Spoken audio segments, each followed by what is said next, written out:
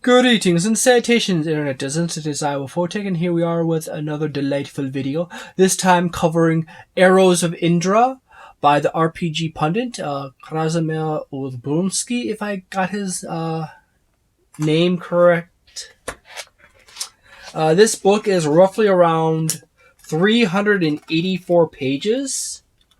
It largely covers this is an OSR product, old school role-playing, in an epic Indian fantasy world, and that means Indian as in Indians from the Indian continent, not Indians as in Native American Indians. So, important to recognize that distinction.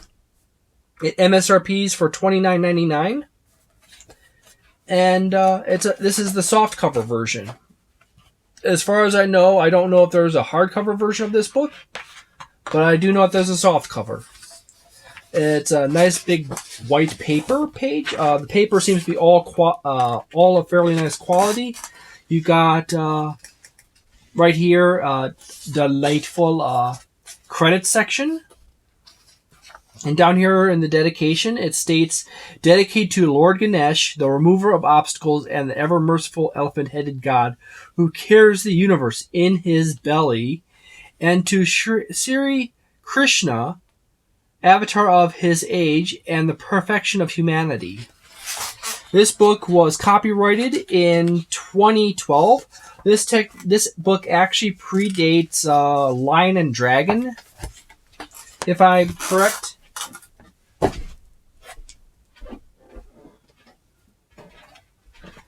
Sorry about that. Which is a 2016 book by the same author. So, there you go. It's fairly thick. You have this nice table of contents section here. It actually contains 3 pages of table of contents. On the first page, it's mostly listing out the player options all the way into the second column. And then you have currency and starting wealth, game mastering procedures, cavern generation system, Patala Underworld, overland travel and random encounters, monster guide, which is actually quite nice in length, treasure and items, gods and religion, and the appendix section, which contains all kinds of fun stuff. Please note that this is the setting is based off of India. So the religions for this system is based off the Vedic and Hinduism, VEDIC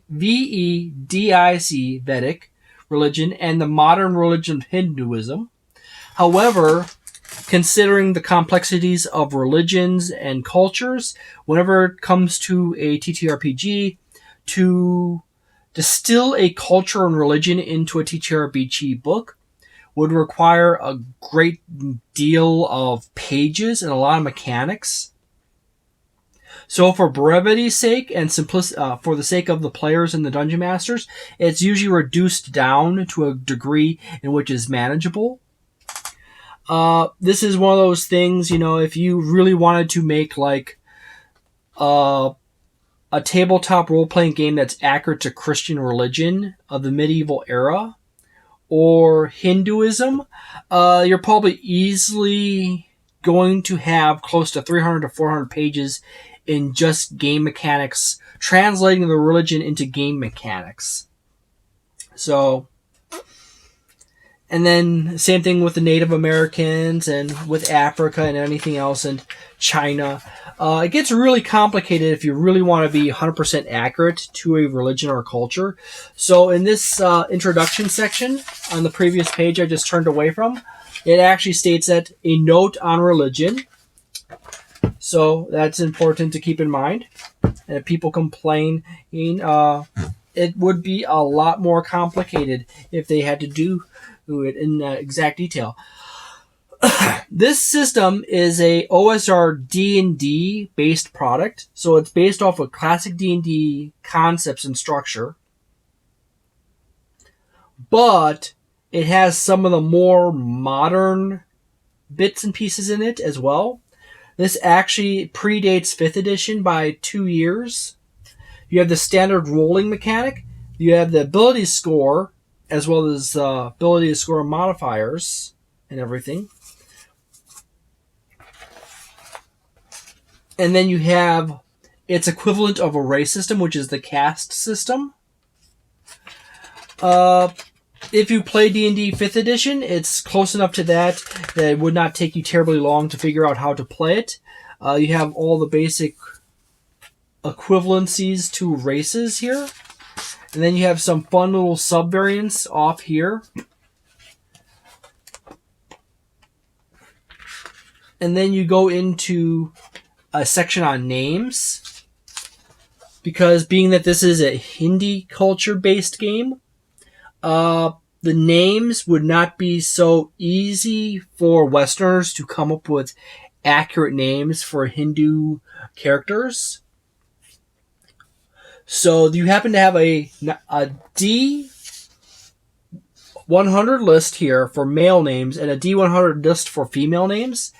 And it gives you the name and the meaning behind it. So Abhay is fearless. Ajay is unconquerable. Ajit is invincible, and so forth. And you have, as I said before, there's also a D100 list for female names. And then we go right into character classes. You have a level advancement system right here, which goes up to level 13 plus. So when you hit level 13, it has the number just keeps adding up in the same increment. So you can actually keep playing this game all the way up to level 100 or 1000. It's just a matter of racking up enough experience. However, it's probably not really worth going that far in. But anyways, you have a section on, this is the class description section. And you have priests, shamans, fighters. I cannot pronounce this for anything. I already have difficulty pronouncing English words. Vera Kshatriya, a scout, a Siddhis, which is basically a magician, thuggies, a thief, a yogi, and I believe that's basically it for the classes. And you happen to have tables for all the classes here.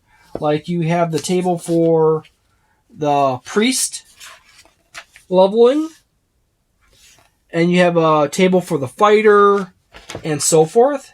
They're kind of just spread out across the book. But it's clearly labeled. It's just inconvenient how, say like the priest table... The priest is mostly on this page and this page, the top of this page here. And here's the priest table. There's the fighter table. There's the fighter information.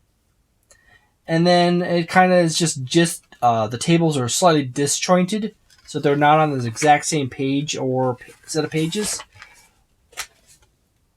So you have the scout right here, but all the scout information is back here, or one page back, right here.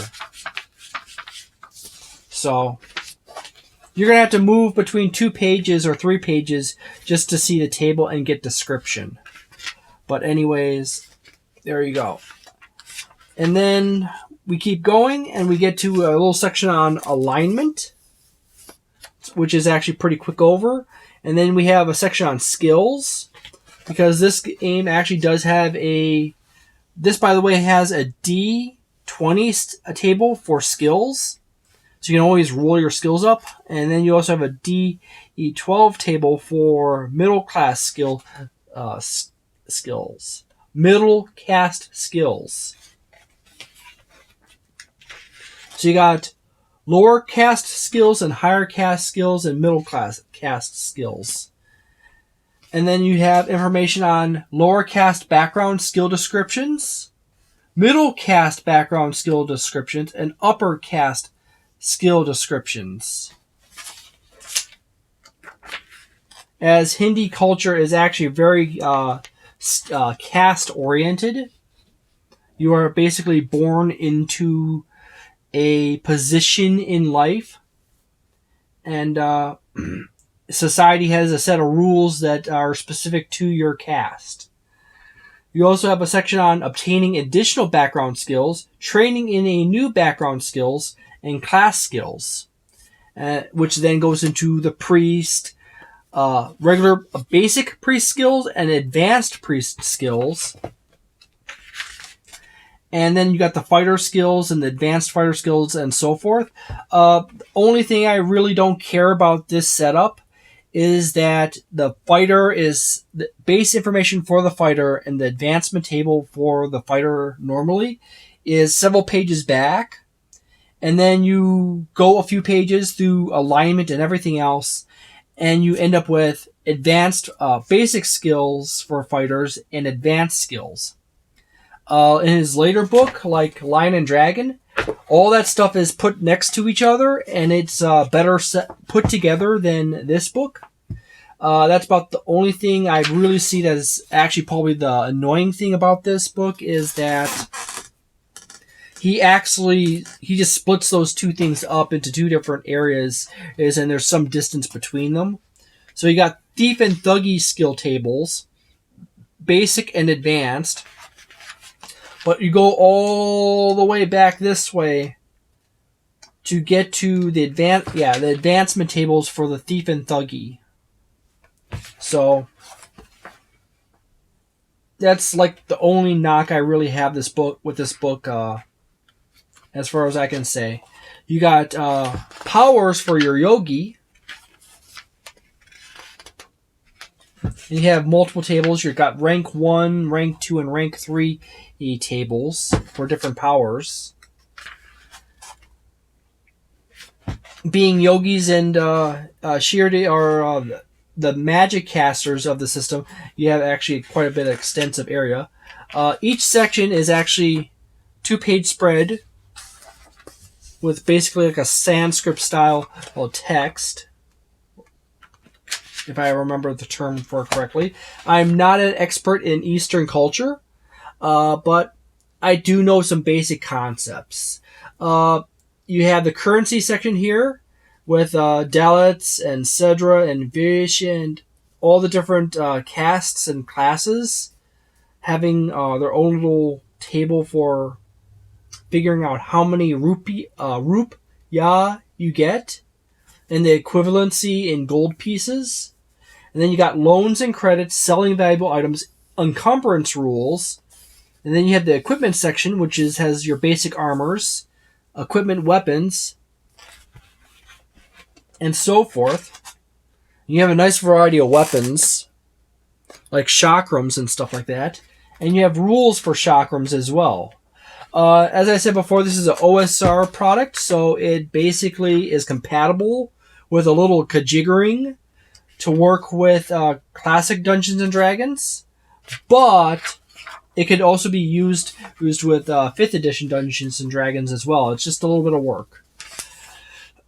You got Game Master procedures right here. You got task resolution, reaction rules, morale rules, wilderness travel.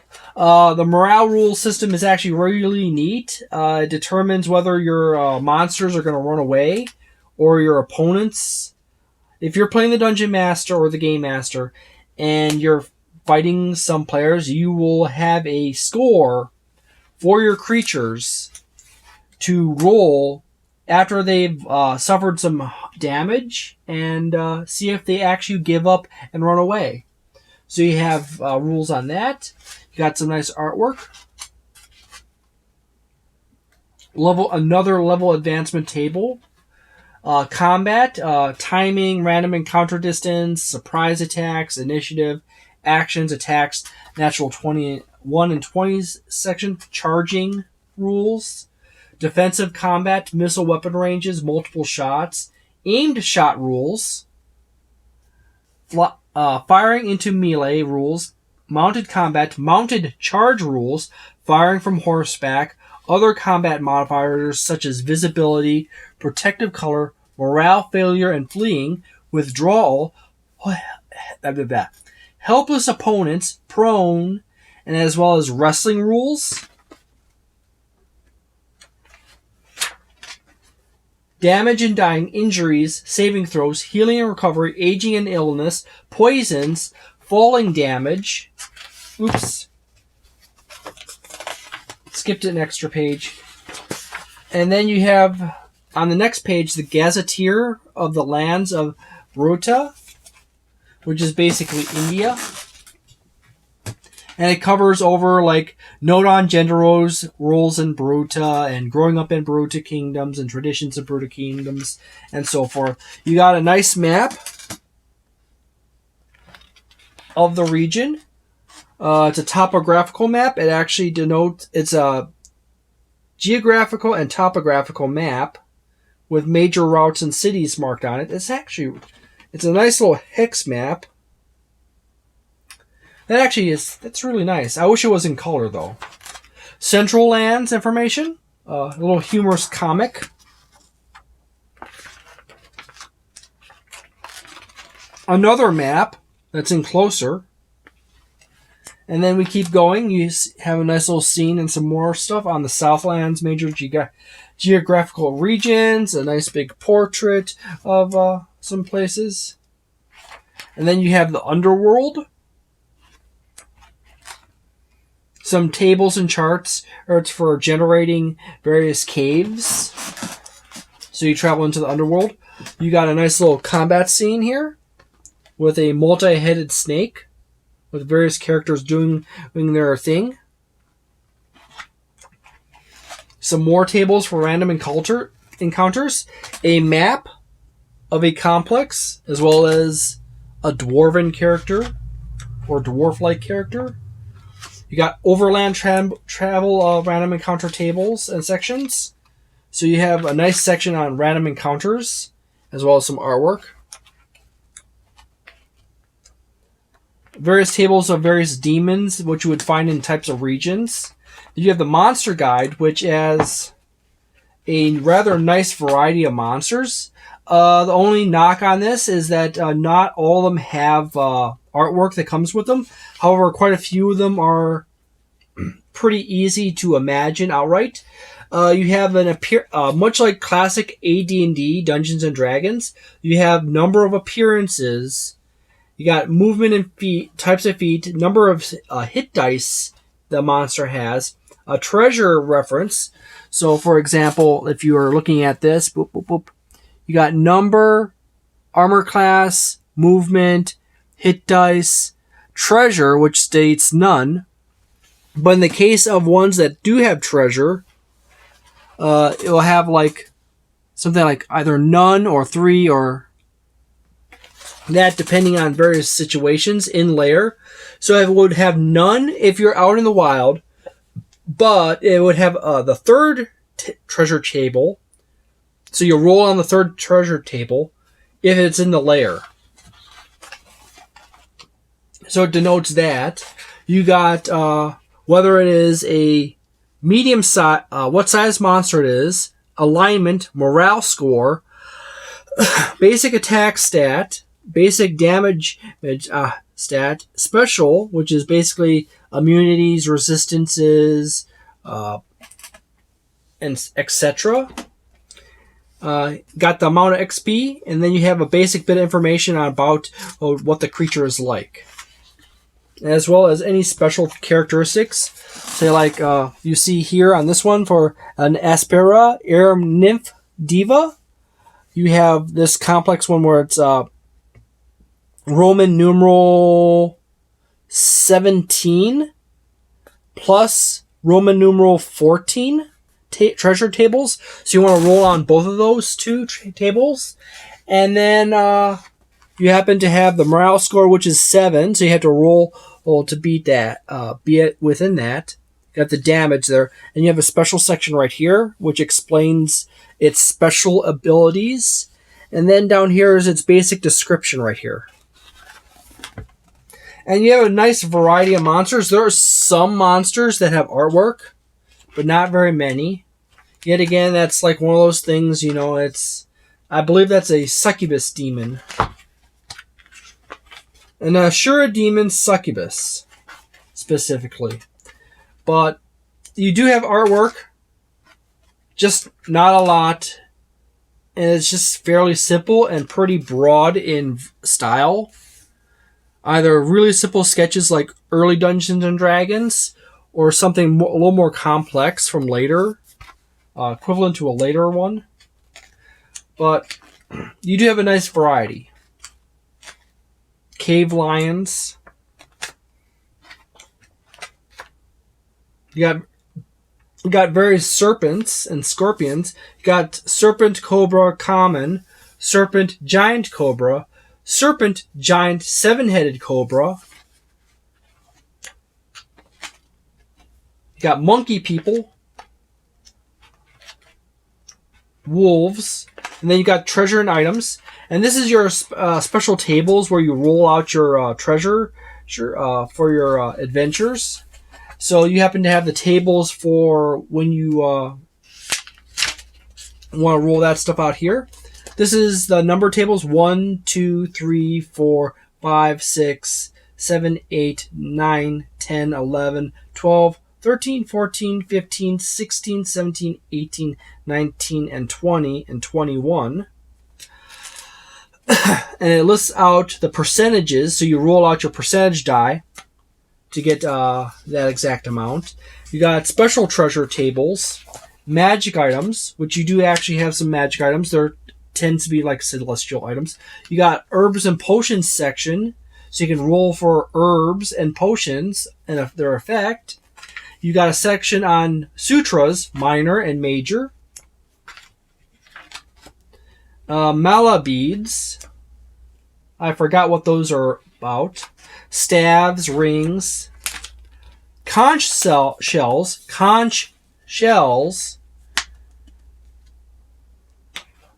And a table for rolling those out. Wondrous items.